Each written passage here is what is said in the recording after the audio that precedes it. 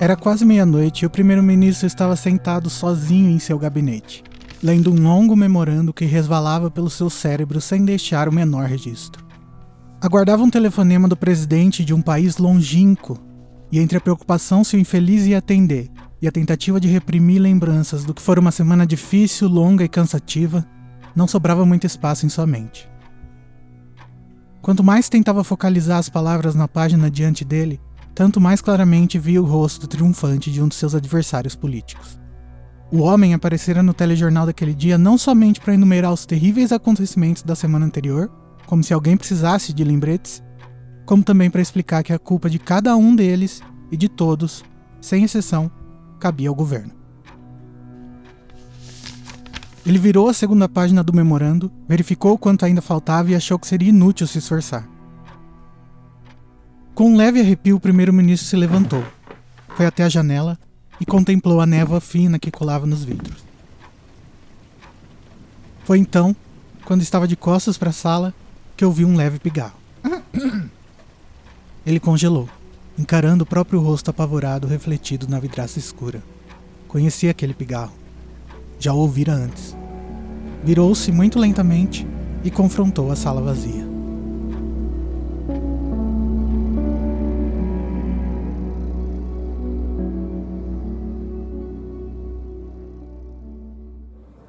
A Casa Elefante contém conteúdo adulto. Se você não sabe por que o Fudge está todo molhadinho, não escute esse podcast.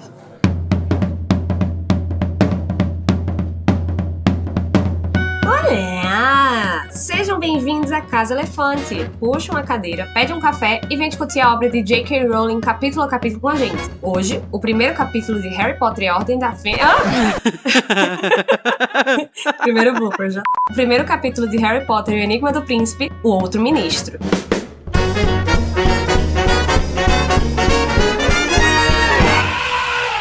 Os nossos episódios sempre levam em consideração os acontecimentos de todas as obras do mundo bruxo já publicadas. Se você não sabe onde fica a ponte Brockdale, vai lá se atualizar e volta pra escutar a gente depois. Eu sou Carol Lima e eu não aguento mais tanta gente invadindo a minha sala do nada, gente. É um absurdo mesmo. E eu tô aqui com Larissa Andrioli, que chegou engatinhando na minha sala. O que foi que aconteceu, amiga? Menina, me deram um pó verde.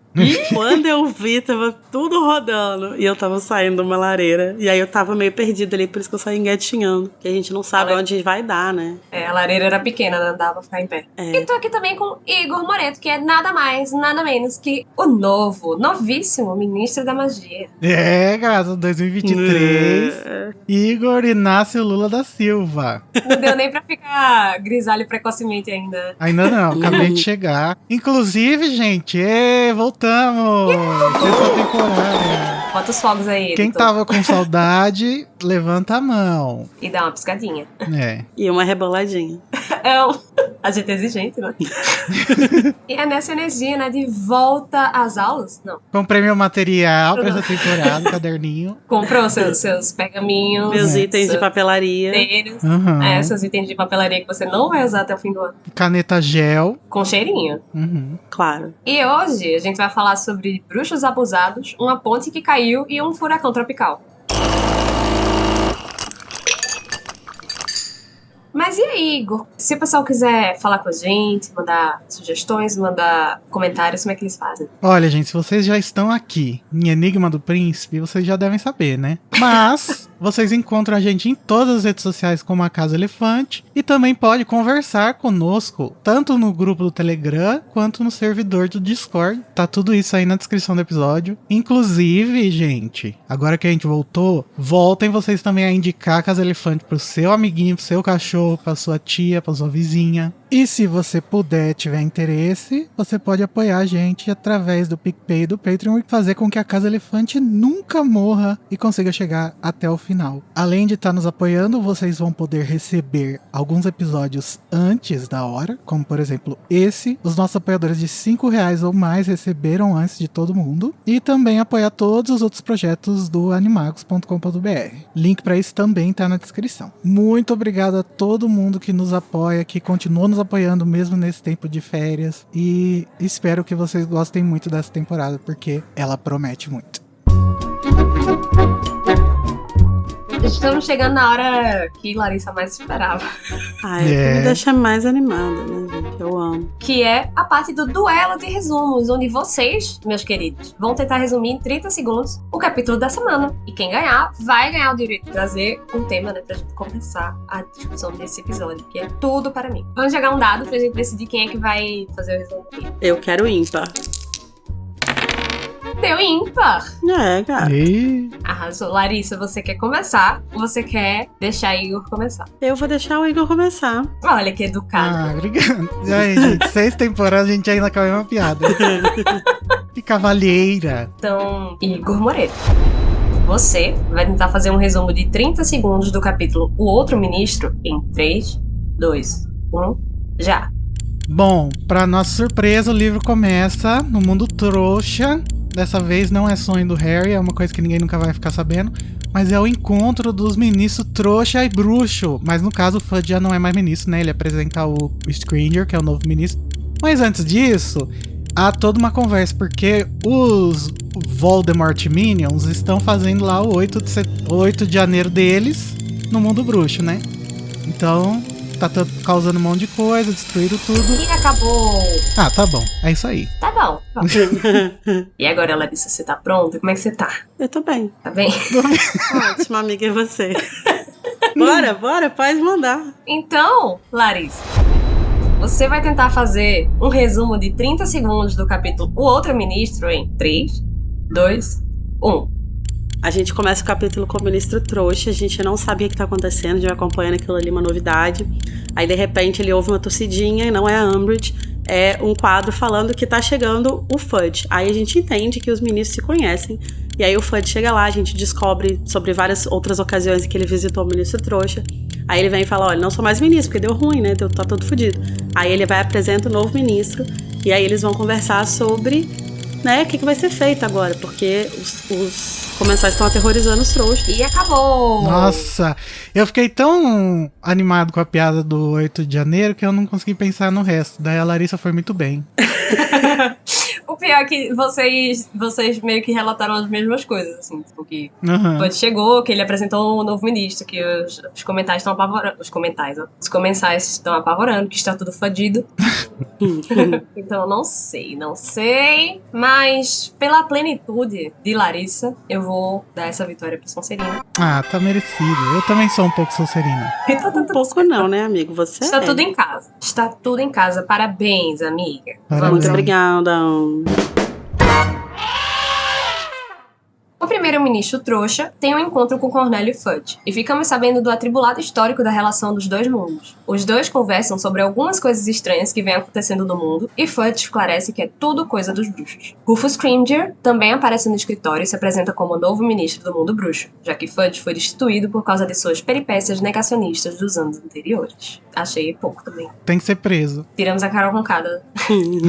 Então, Lari, já que você ganhou, por onde que você vai querer começar a nossa discussão de hoje? Cara, eu não vejo muito sentido em começar de outro lugar que não seja o começo. Deus abençoe. Pra mim, esse capítulo é um dos melhores da saga. Sim. Talvez o melhor... Não, talvez não. Foda-se. É o melhor capítulo de abertura pra mim, dos livros. Eu também acho. Eu também acho, é. Pois é, ele é maravilhoso. Eu acho que a Rowling, é uma coisa que eu comentei quando a gente tava montando a pauta, que assim, não é que ela não escreva bem quando ela tá seguindo o ponto de vista padrão, né, que é aquele ponto de vista próximo ao Harry. Mas eu acho muito maravilhoso como que ela se mostra uma escritora competente quando ela se afasta disso, porque isso dá uma liberdade muito grande pra ela. Então, a partir do momento que ela assume esse outro olhar, né, esse olhar que não tem nada a ver com o Harry, que não é um sonho, não é uma ligação aleatória com ele, é só uma coisa que ele nem sabe, mas que a gente precisa saber. Quando ela se dá essa liberdade, ela escreve muito maravilhosamente, assim, sabe? Principalmente em se tratando de falar sobre o mundo trouxa, porque aí ela tem a oportunidade de fazer várias brincadeiras e, né, tiradinhas, trocadilhos ali que ela gosta de fazer e tal, e de fazer uns comentários de sátira mesmo, né, da sociedade e tal. Até o Igor tinha comentado, né, que quando o Fudge está conversando com o primeiro-ministro, quando ele se apresenta para o primeiro-ministro, ele fala que o antecessor dele não recebeu muito bem a notícia, e assim, o antecessor do ministro naquela época era Margaret Thatcher, né? Então, assim... Que quase jogou ele pela janela. Né? Pela janela. Isso é maravilhoso, sabe? Ela ter essa chance de fazer esses comentários, assim. Eu acho que esse ponto de vista longe de Harry, ele permite ela fazer o que ela faz de melhor, né? Que é justamente o world building. Construção de mundo. Inclusive, o que acharam da minha nova voz? E, tipo, construir esse mundo mesmo e as fundações. E o que eu acho mais interessante aqui não é nem que, tipo, Harry tá longe e tal, que é uma coisa que a gente precisa saber, é que ele nunca vai saber que isso aconteceu. É só pra nós, né? É, só pra gente. Quando a gente tá no mundo bruxo, ela tá fazendo uma sátira do mundo trouxa, né? E aqui, ela tá fazendo uma sátira do mundo trouxa no mundo trouxa. Então é uma coisa bem mais cartas na mesa, assim, sabe? Sim. Cara, ela brilha muito nesse capítulo. E os pensamentos do Prime Minister, né? Primeiro-ministro. São tipo, ai meu Deus, meus eleitores. E aí você fica tipo, olha ela aqui. Esboçando o que ela vai acabar fazendo no Icabog, né? Ah, e no Casual Vacancy também, né? No Morte Súbita. Sim, sim. Com certeza. Mas como a gente falou dos ministros, eu acho interessante a gente já trazer aqui que na época do lançamento as pessoas ficaram tipo, quem é esse, né? E os britânicos chegaram à conclusão que a personalidade desse cara que tá aí é muito parecida com a do Tony Blair. Só que o Tony Blair só virou primeiro-ministro lá em 1997. E aqui a gente está em 1996, né? J.K. Rowling e datas. Então, J.K. Rowling e datas. Só que faz muito mais sentido ser o cara que realmente era, pensando melhor agora, porque o anterior seria a Margaret Thatcher que jogou ele pela janela, né? Então, talvez ela tenha pensado que em ser o John Major mesmo, que era o primeiro-ministro de verdade na época. Fica, pro bem da narrativa, a gente escolhe, né, que Thatcher tenha sido a antecessora. É. Até nessa personalidade dele, né, a gente vê o descaso, né, com que ele comenta sobre o presidente de um país longínquo, que eu tô pouco me lixando aqui, É o Fernando mas eu vou usar... Mas eu vou usar de desculpa pra não falar com esse bruxo aqui, que eu não tô nem afim. E também, outra coisa que pode se conectar com a nossa realidade, mas infelizmente não, é que fala do Herberto Charlie, né? Que é tipo que nome, né? o estagiário lá do ministro. Ele não, essa pessoa não existe, né? Não existe Herberto Charlie no mundo real, mas existe uma cidadezinha que se chama Charlie. Talvez ela estivesse fazendo referência a algum político de lá. De lá, né? Então, se tiver algum ouvinte britânico aí, ou alguém que estudou política britânica dessa época e entender alguma coisa desse capítulo, não deixe de comentar, gente. Muito interessante. Sim. Se teve um ministro de segundo escalão que começou a fazer coisas muito loucas. Manda pra nós. E eu gosto muito desse capítulo justamente por isso, sabe? De ficar pensando o que é. Será que a Rowling tava pensando num mundo trouxa alternativo, ou será que ela tava colocando o mundo trouxa mesmo ali, sabe? Muitas questões. Às vezes pode ser até pode ser até as duas coisas, né? Algumas coisas ela trouxe pra fazer crítica mesmo e satirizar, e outras coisas ela tava só construindo o mundinho dela mesmo. E uma coisa interessante nesse capítulo, né, que ele não é o primeiro capítulo que a gente começa no mundo trouxa ou longe do Harry, né, e tal, mas ele é muito diferente do Cálice, por exemplo, né, porque no Cálice é um capítulo que a gente vai perceber no final que tem uma ligação com o Harry, né, que é um sonho dele, né, ele tá sonhando e tá vendo aquilo ali. Isso aqui não. Isso aqui é uma coisa que é só pra gente saber, só pro leitor saber, e que o Harry nunca vai ter conhecimento disso, né, ele nunca vai, enfim, ter nenhuma conexão com isso aqui. Inclusive, ele só é mencionado uma vez no capítulo, né? 2 vezes, na verdade. E o ministro não sabe nem quem é. O ministro não sabe quem ele é, até porque o ministro, ele assumiu o posto, né, de ministro, o cargo, isso, depois que o Voldemort tinha sido derrotado. Então, ele nem ficou sabendo, né, dessa informação, assim, tipo, isso não foi uma coisa que passou por ele. Mas provavelmente a Margaret Thatcher foi informada. Margaret Thatcher sabe quem é Harry Potter. Mas ele não sabia. Então, assim, o Harry pra ele nem existe. Tipo assim, ele tem uma hora que ele fala, que ele fala de um menino chamado Harry Potter, não sei o que, mas só isso. E uma coisa interessante também sobre o conceito desse capítulo é que a Rowling, ela já tinha tinha meio que um rascunho dele desde antes de lançar Pedra Filosofal. Ela queria fazer um capítulo inicial do Pedra bem parecido com esse.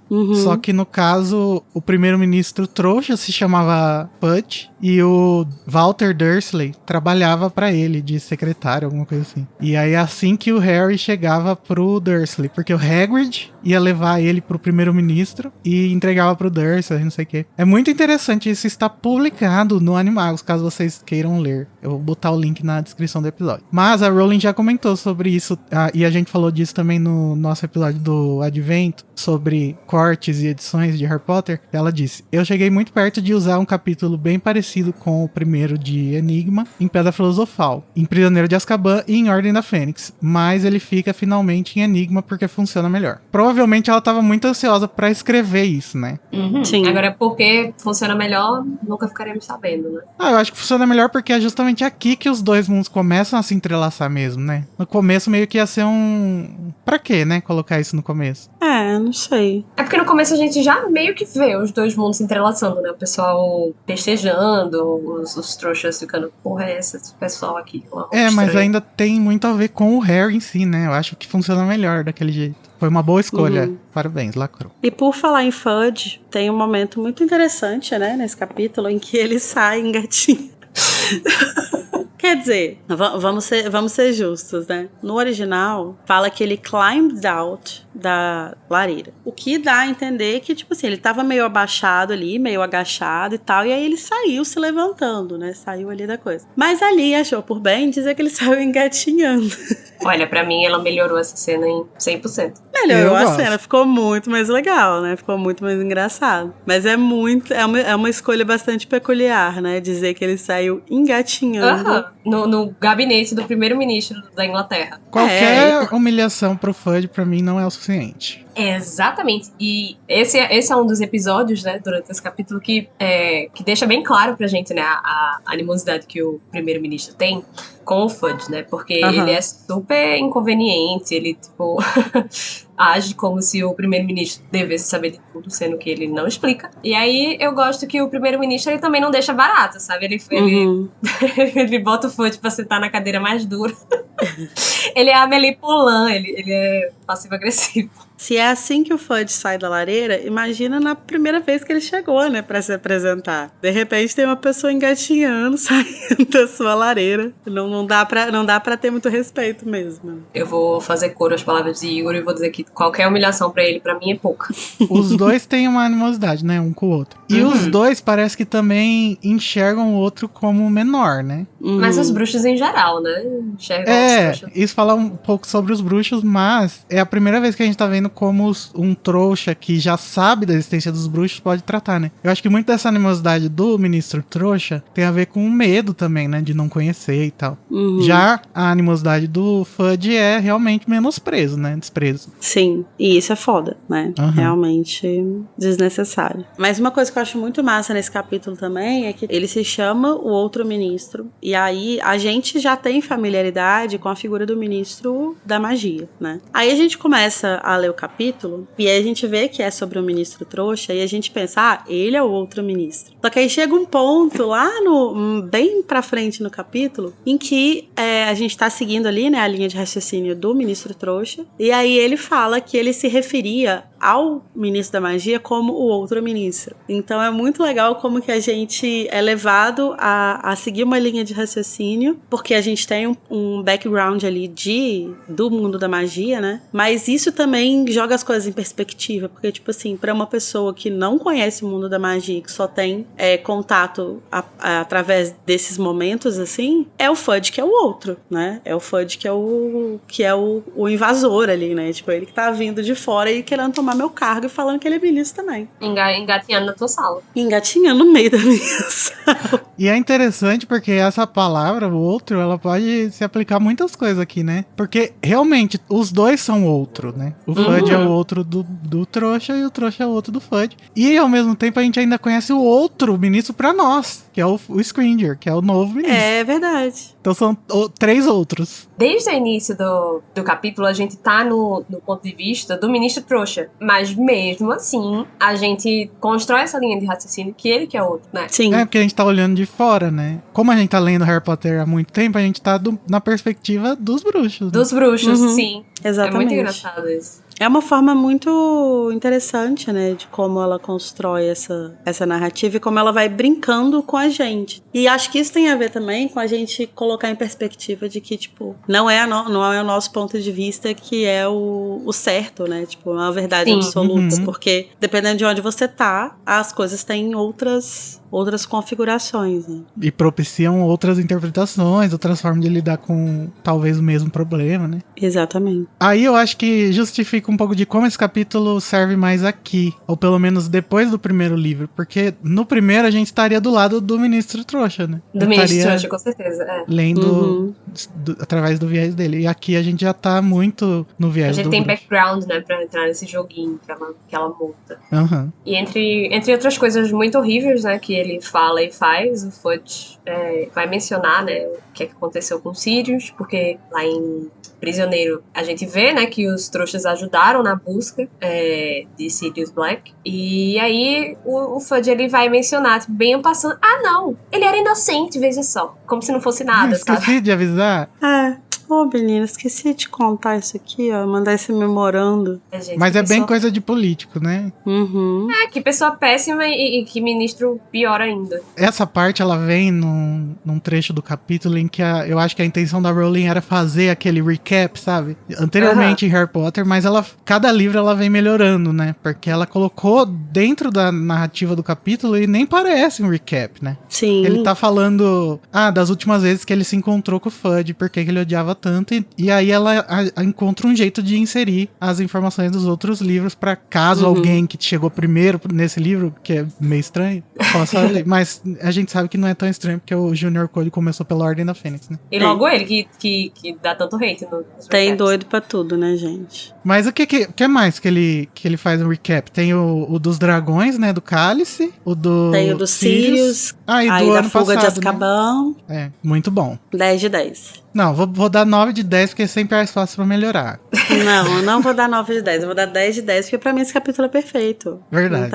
Não tem o que corrigir aqui. Se melhorar, fica 11. O que poderia corrigir pra mim ele podia ter mais uns 3 parágrafos. É isso, né? Mas a gente tá parecendo aquelas pessoas que, né? Tipo, qual que é o seu defeito? Eu sou muito perfeccionista. Mas aí a gente finalmente chega àquele momento que eu comentei, né? Que a gente conhece o Rufus Scringer, que é o novo ministro da magia, porque, como a Carol disse no resumo lá, o Fudge foi demitido por causa das suas peripécias negacionistas. E foi empecegado. E eu lembro que quando sair o livro, do mesmo jeito que na ordem foi aquela frasezinha dos óculos de meia-lua do Dumbledore, pra esse, o teaser do livro foi a descrição do Scringer. Só que não falava sobre o primeiro-ministro nem nada, né? Só falava a descrição dele mesmo. Então, que falava que parecia um leão, que havia fios grisalhos na sua juba alourada e tal. E a gente ficou, meu Deus, quem será? Será que não sei o quê? E na verdade não era, foda-se, né? Ninguém se importa. Eu amo que ele tem uma certa graça em sua magreza. Ele é bem diferente do filme, né? O Scringer. Muito diferente do filme. Mas eu gosto do todo filme. Eu acho que ele tem uma cara de meio... Desesperado. Acabou de dar uma cheirada no pó verde. E tá super ligado ali, sabe? Mas aí ao longo do capítulo, né, o primeiro-ministro vai descobrir que os vários incidentes que vem acontecendo ultimamente são obras de bruxos mal intencionados. E a gente também, né? Porque ele começa fazendo essa reflexão que, meu Deus, tá tudo uma bosta, sabe? Aquela ponte, não sei o que, gente morrendo, crime acontece, crime ocorre, nada acontece, feijoada. Invadiram o Senado. Invadiram o Senado, quebraram o relógio e ele tá achando tudo uma bosta, né? E aí a gente vai descobrir que não, tem dedo do Potter nisso. Sempre, e né? Aí tem outra parte que a Rowling faz, talvez alguém pode nos ajudar, que ela faz alguma referência ao opositor do ministro, né, trouxa. Será que é quem? Será que é aquele lá do Labour, que eu esqueci o nome? O Corbyn? Será que é o Corbyn? Seria engraçado. Seria. E assim, na verdade, seria muito possível, porque a Rowling odeia ele. Ela odeia, porque o Jeremy Corbyn ele é líder do Partido dos Trabalhadores, né, do Reino Unido. E a Rowling, apesar de ser do Partido dos Trabalhadores... Do Trabalho, né? Trabalho. Você entendeu, né, amigo? Mesma coisa. E a Rowling, apesar de ser também desse mesmo partido, né, apoiar esse mesmo partido, ela é meio que de uma outra corrente ali. E ele é um cara bem mais radical e tal. E aí ela não gosta dele. E ela, inclusive, embarca numas fake news meio doidas dele. Meu Deus. Amiga, mas ele não era anti-vax? O Corbyn? Não, acho que não. Eu acho que é. Acho que não. Acho que a Antivax treta dele... da Covid. Eu acho que a treta dele era um negócio de antissemitismo, que falaram que ele era por causa de alguma coisa que ele falou e tal, mas aí, tipo assim, era meio que uma fake news, assim. Se você tá sabendo mais disso, manda e-mail. Eu acho que esse negócio do antissemitismo é porque ele deve ter falado que apoia a Palestina, daí, ai meu Deus do céu, antissemitismo. Pode ser. Mas enfim, quem souber, manda aí pra nós. Cada dia que passa, a gente tem mais certeza de quê? De que não existe vacina contra a idade pra você cair nas fake news, né? Quem nunca, né? Quem nunca, né?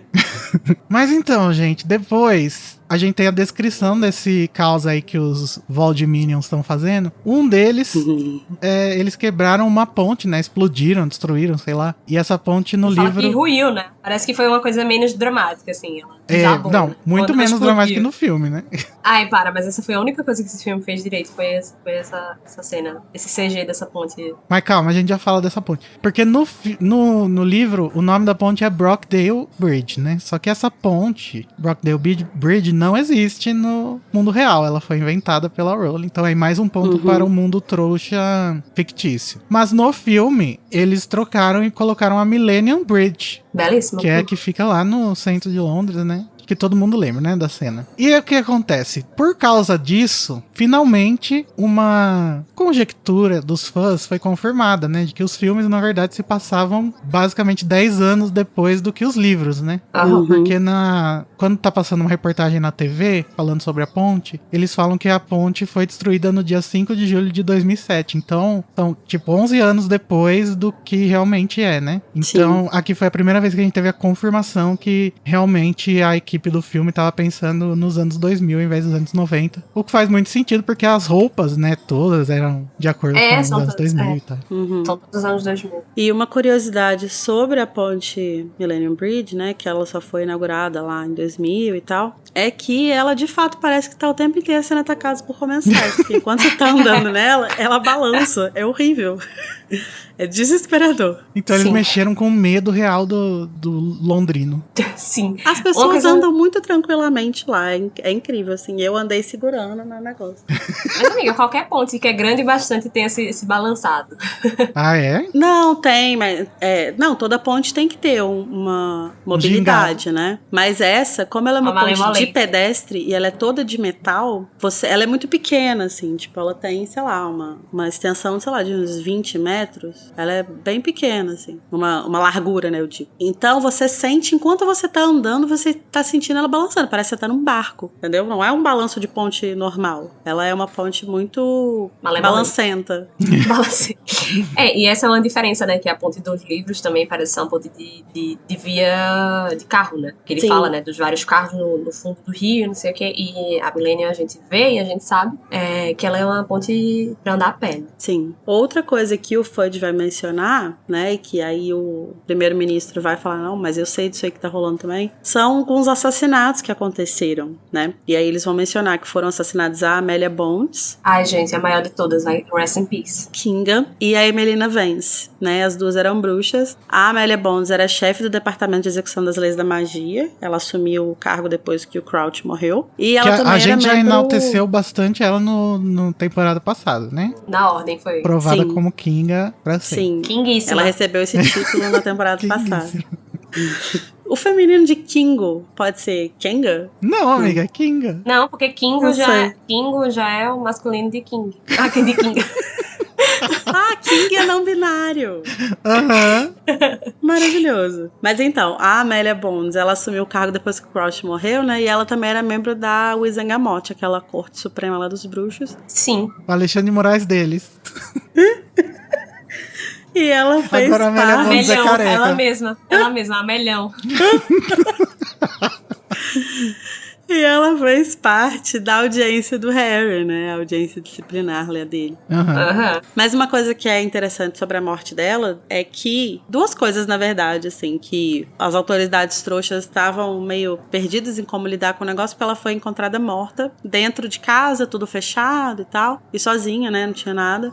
Que é uma morte, nesse sentido, esse mistério, né? Que ronda isso pros trouxas, é muito parecida com a morte dos Riddle, né? Ela tava num quarto trancado, né? E aparentemente foi uma morte bem violenta. Então, só que aí a diferença da morte dos Riddle é essa, porque eles falam que foi uma morte muito brutal, muito bárbara, né? Uma coisa assim. O que sugere que foi uma morte muito violenta. Então, talvez ela tenha sido torturada e tal. Mas um detalhe importante é que, ao que tudo indica, o que o Ministério tem investigado, quem matou ela foi o próprio Voldemort. E eu acho muito interessante isso, como que o Voldemort, sempre que ele tá lidando com alguém que ele, mesmo que do jeito torto dele, ele respeita de alguma forma, mesmo que seja por meio do temor, ele vai lá fazer o serviço, assim, sabe? Tipo, ele vai lá e mata. Também, né, minha filha? Ela tendo uns meninos tão competentes como os dele. Eu lembro que teve tem uma morte que é mencionada na Ordem da Fênix também, que agora eu não vou lembrar, mas que é alguém da primeira ordem. Acho que é a Marlene McKinnon. Eles falam dos McKinnon. Os McKinnon, isso. Que também é mencionado que o Voldemort foi quem matou eles pessoalmente, né? Ele é o próprio Scar, menina. Tá cercado de incompetência. Mas além da Amelia Bones, também foi assassinada a Emelina Vance. Que o primeiro-ministro fala que os jornais ficaram falando, porque no quintal do primeiro-ministro acontece um assassinato. Que ela era da ordem, e da ordem atual. E ela também fez parte daquela guarda avançada que levou o Harry pra casa do Sirius. No início do quinto livro, né? E provavelmente ela tava ali naquele lugar porque o Ministério da Magia Bruxa, quer dizer, o Ministério da Magia fica no mesmo lugar que o Ministério Trouxa, né? Então ela tava ali no quintal do ministro porque ela tava protegendo o Ministério. Sim. Ela tava no quintal dos dois ministros, no caso. O quintal germinado. E depois dessas conversas deles, né, a gente vê a insistência pro primeiro-ministro não chamar, né, o nome de Voldemort. E quando ele levantou, né, na pauta uma hipótese de será que não existia aquele tabu com o nome dele antes, né? No primeiro domínio dele lá sobre a população bruxa, que já tinha um tabu e por isso o pessoal tinha também esse medo de falar o nome dele. Além, né, da questão dele ser um bruxo muito poderoso, muito temido e tal. Tabu, você diz o feitiço? O tabu de não poder falar o nome dele, senão a galera aparece, sabe? Não, acho que não. Acho que só acontece a partir do próximo livro, né? Eu acho que é só realmente esse... Só medo. Essa coisa que os bruxos têm, né? Essa tradição de não falar o nome dele. É só o não pensa no diabo, senão ele aparece. Isso. Eu acho que se houvesse, o Dumbledore não falaria, né? Vão ter que falar o nome dele, porque é verdade. Ia ter mais responsabilidade.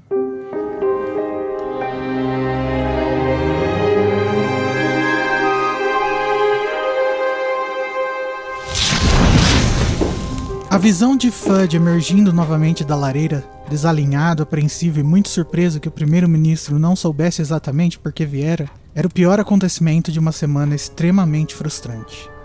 Como eu iria saber o que está acontecendo na comunidade... bruxa? Retorquiu o primeiro-ministro. Tem um país para governar e preocupações suficientes neste momento. Temos as mesmas preocupações? Interrompeu Fudge. A ponte Brockdale não ruiu por desgaste natural. Aquilo não foi realmente um furacão. Os homicídios não foram obra de trouxas. E a família de Herberto Chole estaria mais segura sem ele. Que? Engrolou o primeiro-ministro. Fudge inspirou profundamente e disse: Primeiro-ministro, sinto muito ter de lhe informar que ele voltou. Aquele que não deve ser nomeado voltou. Quando o senhor diz voltou, significa que ele tá vivo? Exatamente vivo, não sei. Será que tá vivo um homem que não pode ser morto? Não compreendo muito bem. E Dumbledore não quer me explicar direito. Mas, enfim, sem dúvida ele tem um corpo, está andando e falando e matando. Então suponho, pros efeitos dessa conversa, que sim, está vivo. E o Sirius Black tá com aquele que não deve ser nomeado? O senhor quer dizer Sirius Black?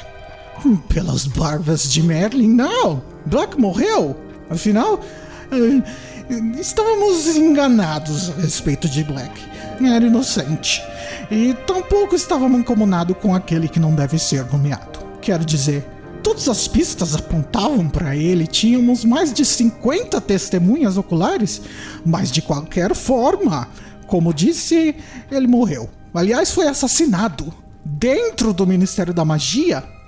O primeiro-ministro sentiu momentânea compaixão por Fudge, mas o sentimento foi logo ofuscado por um lampejo de presunção, ao lembrar que, por maior que fosse sua incapacidade de se materializar em lareiras, nunca tinha havido nenhum homicídio em nenhum dos departamentos do governo de sua responsabilidade.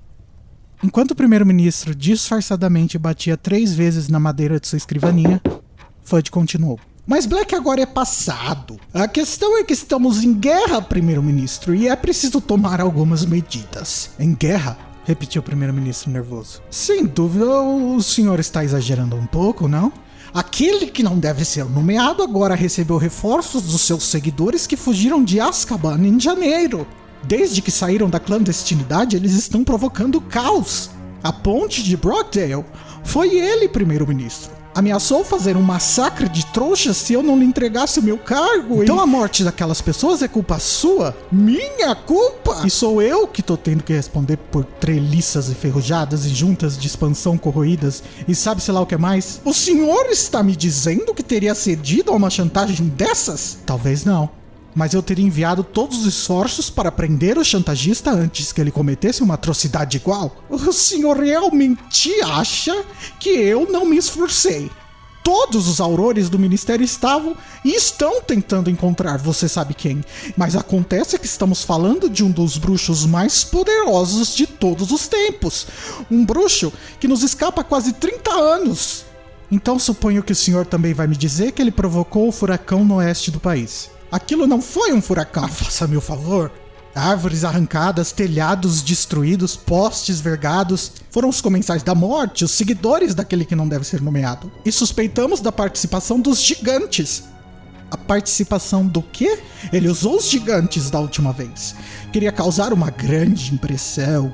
A seção de contra-informação tem trabalhado 24 horas por dia. Equipes de obliviadores estão em campo tentando alterar a memória de todos os trouxas que viram o que realmente aconteceu. A maior parte do Departamento para Regulamentação e Controle das Criaturas Mágicas está percorrendo Somerset, mas não conseguimos encontrar os gigantes. Tem sido um fracasso. Não me diga. Não negarei que a moral está muito baixa no Ministério. Com tudo isso acontecendo e ainda por cima, perdemos Amelia Bones. Quem? Amelia Bones, a chefe do Departamento de Execução das Leis da Magia. Achamos que aquele que não deve ser nomeado pode ter sido o assassino porque era uma bruxa muito talentosa e tudo indica que resistiu ao máximo. Mas esse homicídio saiu nos jornais. Nossos jornais. Amelia Bones disseram que era só uma mulher de meia idade que morava sozinha? Foi um homicídio bárbaro, não? Muito divulgado, a polícia tá tonta? É claro que está! Ela foi encontrada morta em um aposento trancado por dentro, não foi? Mas nós sabemos exatamente quem foi. Não que isso adiante muito para sua captura. E teve também a Emelina Vance. E como se tudo isso não bastasse, os dementadores estão por toda parte atacando as pessoas à torta direito. Pensei que os dementadores guardassem prisioneiros em Azkaban. Não mais. Desertaram e se juntaram àquele que não deve ser nomeado. Mas o senhor não disse que são criaturas que roubam a esperança e felicidade das pessoas? Exatamente, e estão se reproduzindo. É isso que está provocando a névoa. Escuta aqui, Fudge. Você tem que tomar uma providência. É sua responsabilidade como ministro da magia. Meu caro primeiro-ministro, o senhor não pode realmente pensar que ainda sou o ministro da magia depois de tudo que aconteceu.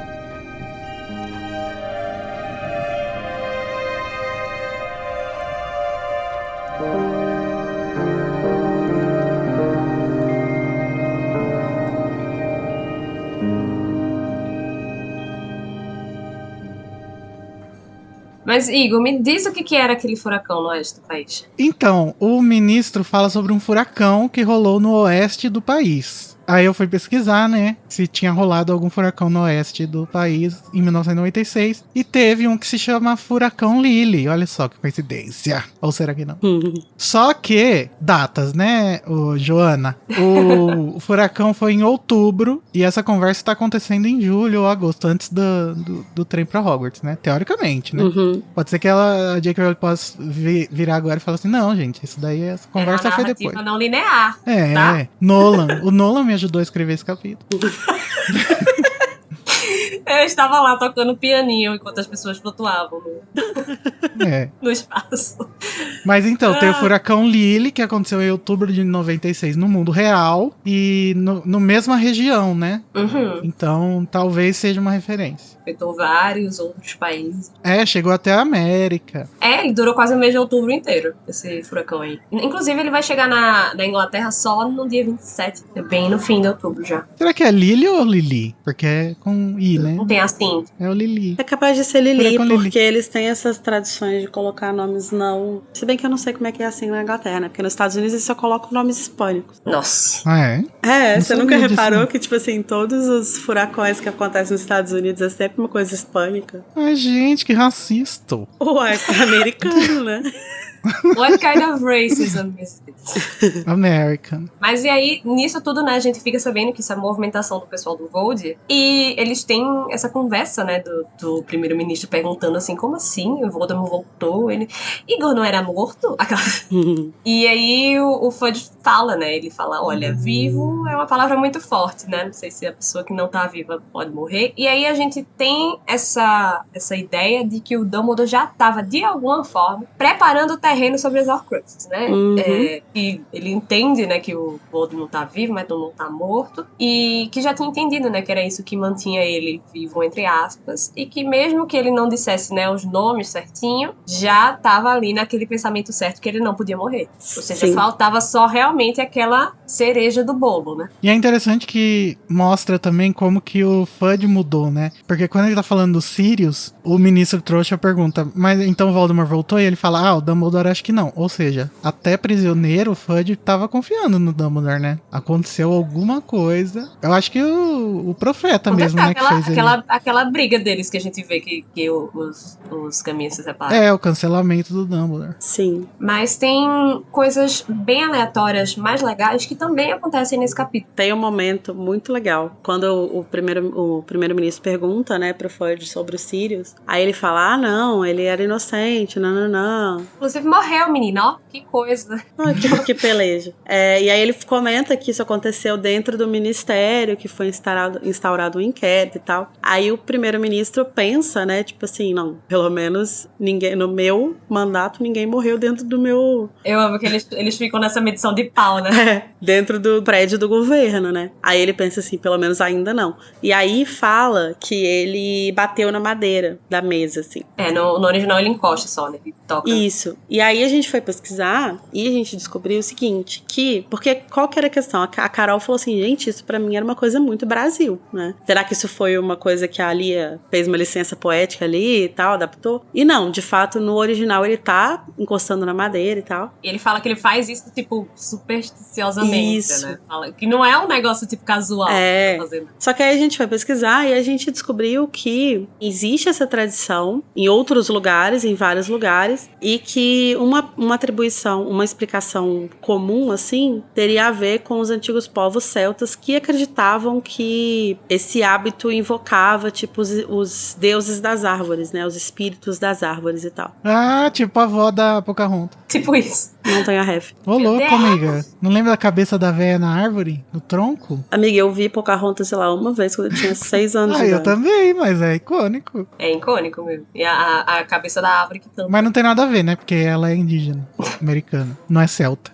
Mas pode ter uma tradição parecida também, né? Entre os povos nativo-americanos. Sim. Mas enfim, existe também uma explicação mais moderna, que um pesquisador de folclore diz que isso vem de uma brincadeira, tipo pega-pega, assim, em que os jogadores só estão salvos de serem pegos, né? Quando eles tocam na madeira. E, inclusive, no inglês britânico, apesar de no inglês americano eles poderem falar knock on wood, né? Tipo de bater na madeira, literalmente. No inglês britânico, a a expressão é touch on wood, né? Que é só de tocar. Mas uma coisa que eu fiquei muito surpresa é que, tipo assim, existe essa tradição, essa superstição em muitos lugares. Tipo, muitos lugares mesmo. Tipo, eu nem lembro de cabeça, assim, mas muita coisa. Tipo, sei lá, mais de 20 lugares, 20 culturas diferentes que de alguma forma associam você encostar ou bater na madeira com se proteger, com afastar coisas ruins e tal. Eu achei isso bastante curioso, né? Porque pra gente é uma coisa tão brasileira, né? Tipo, você dá aquelas batidinhas ali e tal. Aham. Mas, E eu amo que né? o Junior Code traduziu knock on wood como tá repreendido. Eu amei saber que isso é uma coisa universal. Sim, isso Universal, é muito... será que os ETs também batem na madeira? Tem várias coisas assim, né, que a gente conhece estando imerso em uma determinada cultura e que a gente vai ver que tem alguma similaridade com outras culturas e tal. E acho que isso é muito interessante de pensar como que os seres humanos, por mais distantes que eles estejam, né, muitas vezes o medo e a forma de se proteger desse medo acaba recorrendo a coisas muito similares, né? É tipo quando uma palavra de uma raiz etimológica é parecida com a outra, só que não tem nada a ver, né? É uma coincidência. Sim. Enfim, muito legal. Lacrou ali. A Lia começou bem, gente. Vamos lá. Os Lears aí. Ela começou bem, ela botou o Fudge pra engatinhar, fica de quatro no escritório do primeiro-ministro. Humilhou, foi. Botou o primeiro-ministro pra bater na madeira 3 vezes, que ela comenta que é 3 vezes, tá? Ela foi bem certinha. Mas agora, né, que a gente tá terminando de... Mas já... Já, gente. Porque esse capítulo é tudo, mas ele é curto, infelizmente. Por isso que eu acho que ele tem que ter mais uns 3 parágrafos. Os ouvintes vão ficar putos que ficaram esperando meses. É verdade. Doses homeopáticas, que é pra não se mal acostumar. É, gente, calma. Vem aí. Mas, se o pessoal tiver mais coisa pra falar sobre os políticos ingleses e sobre as superstições do mundo, como é que eles podem fazer, Lari? Os ouvintes podem mandar feedbacks, né? Eles podem mandar e-mail, pode mandar pelo Telegram, pelo Discord, todos os links que estão aqui na descrição. A gente aceita Pix também, tá? Porque aí esses feedbacks, eles vão ser lidos no Metendo a Colher, no primeiro Metendo a Colher do livro. Caso você esteja esquecido, esporadicamente a gente faz episódios de leituras de comentários, onde a gente lê os últimos comentários. E a gente vai fazer em breve pros primeiros capítulos de Enigma. Então já vai mandando aí, galera, pra gente já ir fazendo a pauta. Inclusive, eu esqueci de falar na primeira vez, mas tem o e-mail também, gente, caso vocês sejam maias, astecas, mesopotâmios.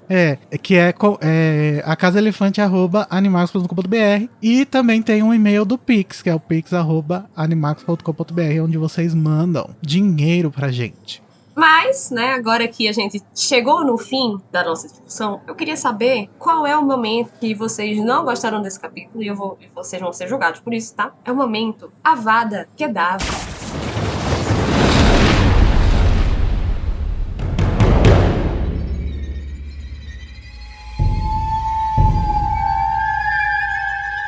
Que é o momento do capítulo que você não gostou, ou que você achou paia, ou que não é nem que você não desgoste, mas que você acha que é uma coisa ruim pro personagem acontece, enfim, whatever. Uma coisa negativa, ou pra você, ou no geral. E eu vou começar por você, Lari. Você que está tão animada com esse livro, você que vai ser a cara, né, do príncipe mestiço. A príncipa mestiça. Então, pra mim esse capítulo não tem nenhum defeito. Mas aí pensando nos personagens, eu acho que não tem... Eu tenho um desgosto bem grande pelo Scrimger, apesar da gente não saber muito ainda sobre ele, mas assim, eu acho a postura dele bem nesse capítulo. Inconsistente, incoerente. Todos os seus fatos, suas falas, poxa, nossa, que meme velho, né? Eu acho que nesse capítulo não tem como a Avada ir pra outra pessoa que não o Fudge. Por vários motivos, assim. Pelo desprezo dele com a morte do Sirius, do jeito como ele fala. Acho que a própria forma como ele lidou com tudo isso, né? Com todas essas questões e tal. Como que a gente vê o impacto que o negacionismo dele teve também no mundo trouxa, né? Não só no mundo bruxo que a gente acompanhou até agora. E principalmente pra mim a forma condescendente como ele trata o primeiro-ministro, assim, sabe? Eu acho bem a cara desses bruxos. Entitled, né? Não tem tradução, mas significa uma pessoa que se acha no direito de fazer qualquer coisa. Exatamente. Aproveitando, Lari, que você falou do Scrimger, eu vou trazer uma informação que a gente esqueceu de falar. Mas do nome dele, né? Porque sempre que aparece um personagem novo, a gente vai ver a origem, né? Que a Rowling é dessa. Uhum. Então, Rufus ruivo em latim. Veja só. Ou seja, não faz sentido ele ser loiro. O que é isso, Rowling? Tá louca? Ele é loiro morango, amigo. Loiro arruivado. Loiro morango, strawberry blonde. É isso aí. Mas Rufo sempre me lembrou, tipo, de Rufem os tambores. Rufus me lembra nome de cachorro, porque é total nome de cachorro. É verdade. E me lembra o Rudolph também, né? Será que é por isso que ele tem o nariz vermelho? O nariz vermelho.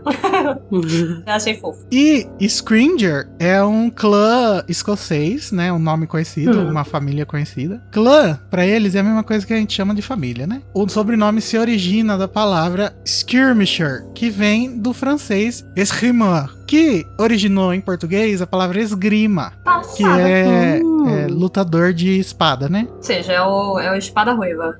Então é porque eu acho que o sentido que a Rowling quis dar é que ele chegou aí pra lutar, né, contra a ditadura do Voldemort, mas não vai conseguir, né, infelizmente. Não vai, menina. Por isso que tá ruiva a espada, né, porque ele morreu. Espada rubra. E o seu Avada, amigo? É verdade. Então, o meu Avada Kedavra vai pra ele, né, o Cornélio Fudge. Foi demitido, mas pra mim foi pouco. Eu acho que ele deveria ser preso, assim como um certo Jair. É isso. Pra ele. Eu odeio ele. A parte que ele fala dos Sirius como se ele não tivesse culpa nenhuma de ter feito todo mundo acreditar que ele era realmente culpado. A parte que ele meio que fala que a gente achava que ele tinha sumido, mas não sumiu do Voldemort. Meu filho, a gente quem, né? Você que fez tudo, as articulações aí, vai tomar no seu cu. Além dele ser um pau no cu, ele ainda não admite os próprios erros. Então, é o Jair mesmo. Sim, é um pau no cu hipócrita e omisso. Um pau no cu ruim, né? Doido. Porque tem gente que gosta. Isso. Mas eu vou fazer coro às palavras de vocês e vou também dar o meu Avada pra ele, porque ele merece, né? Um cuzão do caralho e não tem força nem pra segurar uma porra do ministério. E fica se doendo depois pelas consequências das próprias ações dele, né? Pra mim, todo castigo pra corno e pro Fudge é bom. Entrega o Fudge a corno. Já diria a Deia. Ninguém tem dó de corno. Ô, louco, eu tenho, pô. Ah, amigo, você tem dó de corno? É lógico, corno. Ele é a vítima.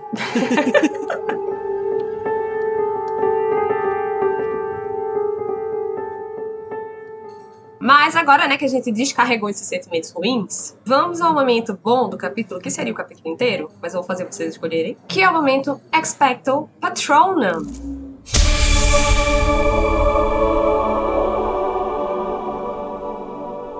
Que é justamente esse momento que você gostou, esse momento que é tudo, esse momento que foi uma canetada da J.K. Rowling. E vamos começar por você agora, Igor. Rowling. Lacro, né? Eu amo esse capítulo. Mas eu gosto muito desse capítulo porque esse livro foi o primeiro que eu li em inglês, no idioma original. Além dele ser muito bom, né? Tem essa memória afetiva, assim, de ser um dos capítulos que eu lembro de ser um dos primeiros textos grandes que eu consegui ler em inglês e entender, sabe? Bilíngua. Yes. É muito gostoso, gente. O começo desse livro é explodindo cabeças quando você lê da primeira vez. É muito bom. Absolutely. Mas o meu patrocínio especificamente vai pro fato dela ter trazido o mundo bruxo pro mundo trouxa. Acho que é isso. Sim, é muito bom, né? Essa mistureba que ela faz. De, olha, gente, lembra aqueles mundos que vocês acharam que eram completamente separados? Não é! Não é, gato. E nunca foi, na verdade, né? Isso que é legal, né? Que, tipo, fala que eles já tinham essa relação antes e você não sabe. Tava ali o tempo todo, o quê? Só você não viu. Tal qual a Peach. E o seu, Lari? O meu patrono vai pra essa mudança de perspectiva que eu comentei, que eu acho que ela faz muito bem, e eu gosto muito desse olhar externo, assim. Eu gosto quando ela se permite sair dessa prisão que ela montou pra si mesma, assim, sabe? Na narrativa dos livros. Sim. E de não ter que se explicar, tipo assim, não preciso falar que isso aqui foi um sonho, não preciso falar que isso aqui foi coisa, não, isso aqui é o que eu quero mostrar pra vocês. E eu acho que ela faz muito bem isso, assim, eu acho esse capítulo narrativamente fantástico. É maduro, né? Isso, é muito maduro. Eu acho que isso que o Igor falou, pra mim também tem um impacto muito grande, assim, que eu lembro muito da sensação de começar a ler esse livro e de pensar o que tá acontecendo. E não está entendendo nada. E olhar se você tá vendo o livro certo. Sim, e eu tenho uma memória afetiva muito grande, assim. Eu amo muito esse livro, mas boa parte do carinho que eu tenho por ele, é uma questão meio nostálgica, assim, sabe? De, tipo, lembrar direitinho onde eu tava lendo qual capítulo, assim, sabe? É isso, eu amo muito esse livro e acho que esse capítulo ele é um brinde, é um presente, porque ele tá te introduzindo no melhor livro da saga. Simples assim. E ele tá abrindo caminho pro segundo capítulo, né, amiga? Pro segundo capítulo, que daqui a pouco a gente conversa. Bem, o meu vou dar pra nossa querida Lia, que tinha passado, né, um tempinho de férias, estava relaxada. Foi traduzir esse capítulo, ela nem lembrava quem era Harry Potter, já estava traduzindo assim como se ela realmente, né, não odiasse trabalhar nessa saga, e como se ela não tivesse 2 horas pra entregar um livro de não sei quantos capítulos. Então eu acho que ela brilha muito aqui. No Corinthians. Ela brilha muito nesse capítulo, a tradução dela tá muito no ponto, assim, ela bota o Fudge pra se humilhar, ela insere elementos do nosso folclore, né, na narrativa pra fazer a gente se sentir mais inteirado, né, do que tava acontecendo ali também. E eu acho que isso é muito trabalho de um bom tradutor, sabe? Ela localiza muito bem esse capítulo e até melhora algumas partes, né? Então vai pra ela, né, eu como a grande defensora de Lia Wyler nesse podcast, menos quando ela tá errada. Então acho que merecido esse patrão pra ela. Também acho. Ela só faltou ter mudado o presidente de um país distante para o Fernando Henrique Cardoso, né? Mas o nosso coração É. Exatamente.